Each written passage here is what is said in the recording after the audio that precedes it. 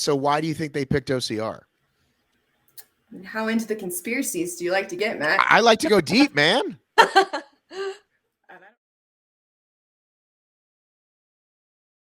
So I guess that's what we're starting. We're starting with what made them say out with the horses and in with something else, which we'll get to is I want to say us or obstacle racing, but it's not really us either, as you've learned. So anyway, what brought this on so quickly? Well, so quickly, there's a little bit of a red herring argument to this, that it was Tokyo, that it was the ride in Tokyo, the famous one that's been all over the internet. Unfortunately, the German rider who had a very unfortunate ride and did not necessarily handle the situation as well as you would expect and hope from an Olympic athlete as far as horsemanship and general sportsmanship. And so that kind of has been the excuse for the emergency board meeting held by UIPM in secret, which is actually not allowed in their bylaws to do.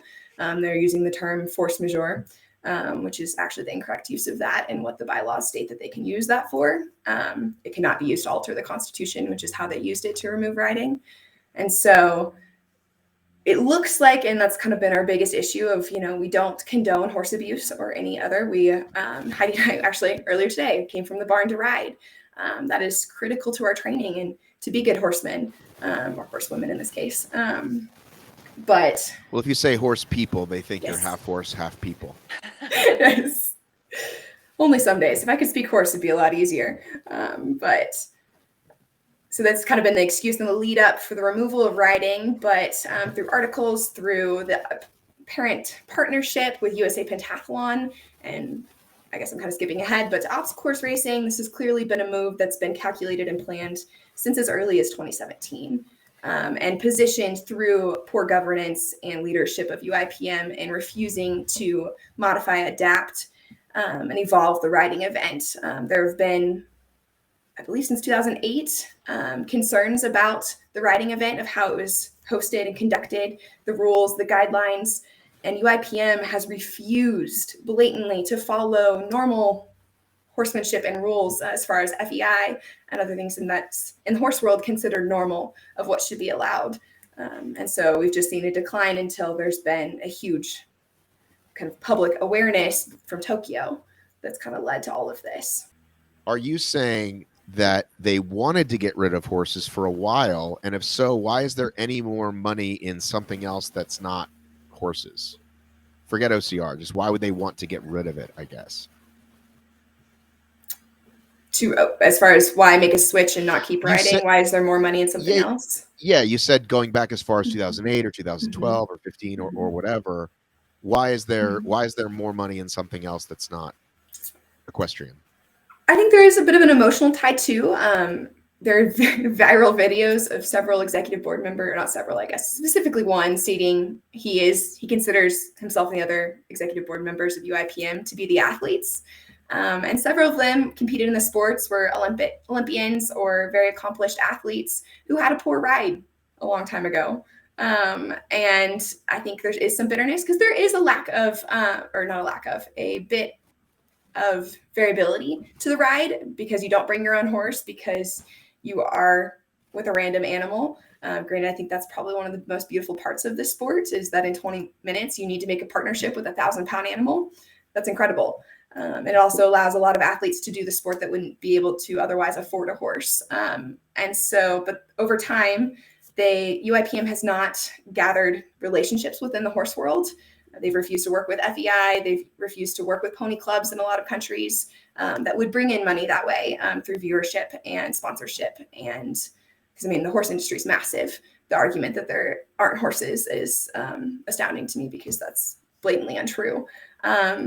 But as far as why there's money in something else, I think that's just due to partnership. And I don't know if it's incompetency or unwilling to make other partnerships, but these have happened easier, or there's some ties and some arguments to be made that this is a government issue among countries, and has actually led to the push for this. There will be a book being released here fairly soon that will speak to this. I don't necessarily, we don't have the facts today of how that relationship works, but it's very large almost conspiracy at this point of where the money flows. And I can't say why this was the path. There's money everywhere. Why did you pick this money? I'm not sure we can specifically say, other than this was the easiest route, maybe. Heidi, what are your thoughts?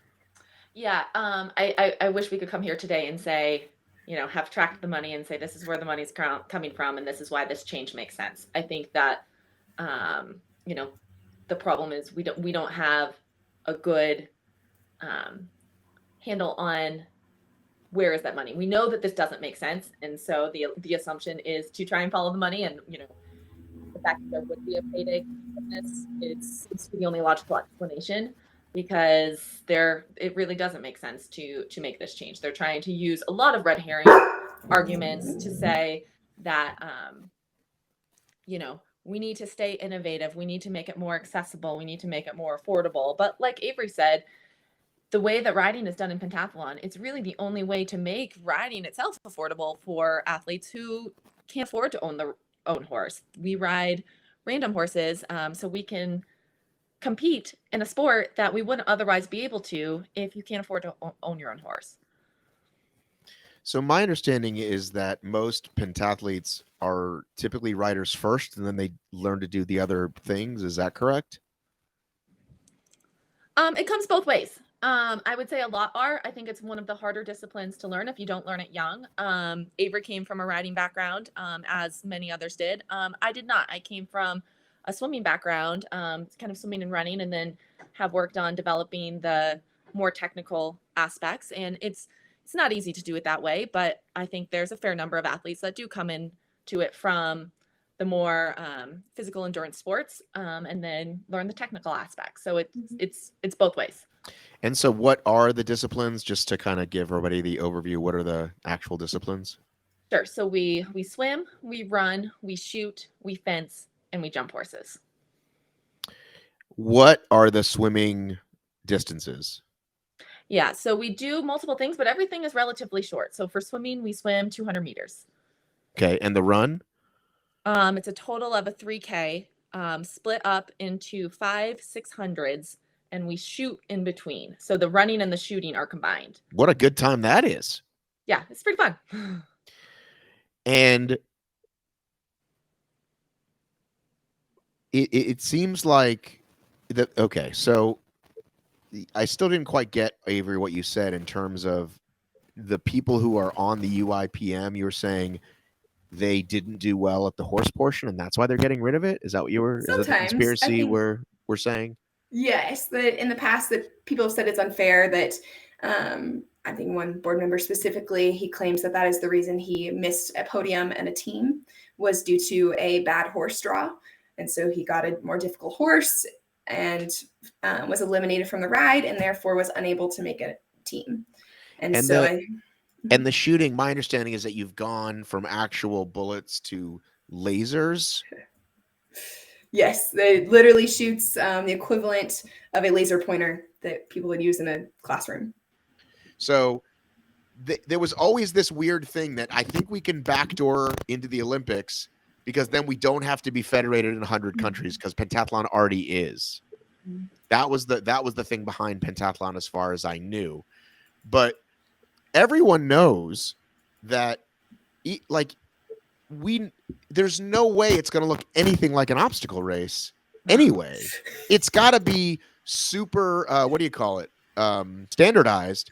So it's going to be like over and under some logs and over a wall. Like, it can't look anything like our race looks like, which is varying obstacles, varying difficulty. That's what makes it exciting. That's what makes it fun. And that's why nobody really cares, for the most part, personally speaking, but how a lot of people care about this idea of being in the Olympics, because the Olympics can't have like, this guy's got a wall this big, this guy's got a log this big, this person got a rope that's a little bit different. You know what I mean? It's got to be like track and field. So we don't see how it's got a thing anyway. But the short answer is, back to your question, there is no USAOCR. Like, there isn't one. Like, show me where it is. There's a very small website with 3 documents on it. And what does it say? Not much, other than see USA Pentathlon for your finances, which is against the USOPC's rules of commingling finances. See, okay, what? Say that again. So supposedly on the US OCR's website and on USA Let's pull it up. Pentathlons. Let's go to a screen share. I don't know. Is it still there, Heidi? Because it. Last I looked, so say kind of November, December of last year when all this news came out, and then we started being quite vocal about, conflicts of interest, commingling of funds. A lot of information started disappearing off websites. So, we didn't have I'm sorry. Why is that so funny to me? Okay, so I'm looking at it now, and this is definitely Ian's thing because this is his logo, right? With the different countries. It looks the same in every country, right? The national governing body. That was step one, by the way. Step one, okay, was, hey, we're the governing body. And we were all like, says who? Right? So let's get back to the question at hand, okay? Let's go back to the question at hand. Here's what's so nuts. Like, apparently you guys had up to 60 sports to pick, right? And they picked OCR. And despite this magnanimous media conglomerate you see behind you, there's no money in OCR. Like, there's not, right? Like, there is some, right? Because Spartan exists and there's brands and companies and this ORM exists, but there's not gazillions of dollars from any like sponsor. Like, we all want it to get there. We hope it gets there. There's been a couple of TV deals, but that's what I'm asking. Why would they pick us? Like, you can't tell me it's like, oh, well, they're all friends with Ian from 20 years ago. That can't be it. We haven't really looked into Ian, have we, Heidi, to see if there's a connection to our key players? We know he's on he's a voting member of USA Pentathlon. That's about as far as we know. That when it was a big deal when they made the name change from USA Pentathlon to USA Pentathlon Multisport. That was specifically to include this USA OCR. That's when USA OCR became a technical committee. And then that's also when they tested some of these obstacle events at World Cups that year. That was before our time in the sport, but I'm not sure if you've seen pictures of these obstacles. They're exactly how you would imagine them. It's running over PVC pipes about that big, going up a ramp up and down like that. So it's not anything that a true OCR person is gonna get excited about. They're gonna laugh and turn around and go home. It's riveting. Really has youth appeal. We'll send you some photos afterwards. Well, again, so why do you think they picked OCR? How into the conspiracies do you like to get, Matt? I like to go deep, man. And I don't know, Heidi, what we're allowed to say. There's some government collusion. We do know that as far as hiding finances. Supposedly it's the Russians, but what a surprise! Sorry. Matt, do some Googling on your free time. If you look up Joel Bazou and his charity in Monaco and its ties to Russian oligarchs, it's some fun reading. Just his Wikipedia page, it's a picture of him and Putin, so you can why wouldn't you? You should be proud of that. You should be proud of that. Yeah. I think that until we can truly track the money, if there is any money, or if it's just tied to, a lot of it is just people trying to stay in the Olympic movement. Like you said, OCR is not at its core tied into the Olympic movement. Pentathlon is. Pentathlon was created for the Olympics. And so our existence in the Olympics does matter. We don't really exist that much outside, though if this change does ultimately go through, I think there will be a resurgence in trying to maintain pentathlon as it is with riding, because truly no one supports it with OCR. It's nothing against OCR. It's not our sport. Our sport is defined as swimming, running, shooting, horse jumping, and fencing. There's been a lot of changes over time within those disciplines, but the disciplines themselves have never changed. We've gone from shooting 22s to air pistols, now to laser guns, but it's still shooting. Do you sometimes get together with the decathletes and like fight it out? Like, hey, who's tougher? We should. How Good many ass days? squat. How many days is the pentathlon over? So that has changed too. Technically now they are touting this 90-minute format that we do all 5 events within 90 minutes. How is that possible? It's not. They haven't done it yet. They've had a couple World Cups where they've tested it. Each time it's gone well over 90 minutes, over 2 hours even. And that is only the finals, a condensed version of the finals. So their shortened concept actually takes an entire week to get to, where we used to just have basically a prelim and a final. Now we have prelims, we have semis, we have finals. You're competing over multiple days, doing multiple rounds of fencing. You ultimately Explain to me the clothing changes that take place in a supposed 90-minute. Like, honestly, break it down for me. Yeah, so neither of us have actually participated in a 90-minute format just yet. There's only been, like we said, 2 events so far that have done it that way.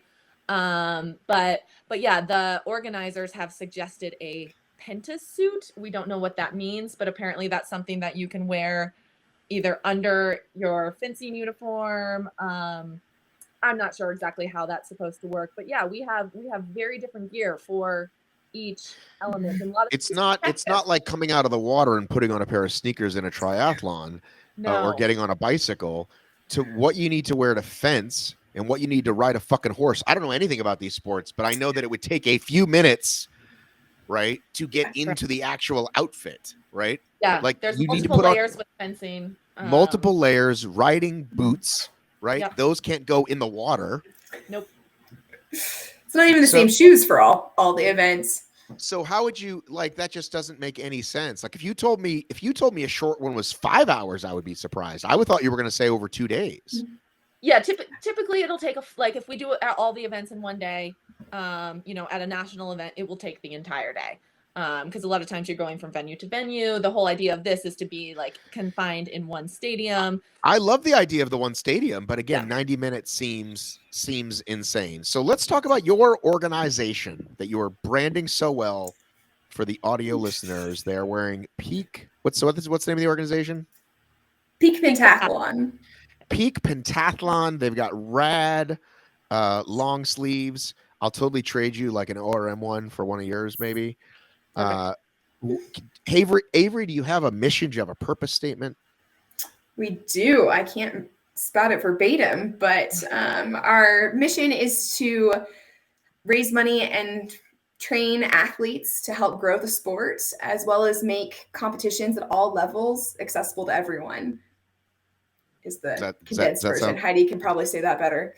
Yeah, no, that's our mission, and our it's morphed and changed since our sport is changing, and so we've actually become almost more of an advocacy organization in the last 6 months, trying to advocate for our sport as it is with the 5 elements, to keep riding as part of what we're doing.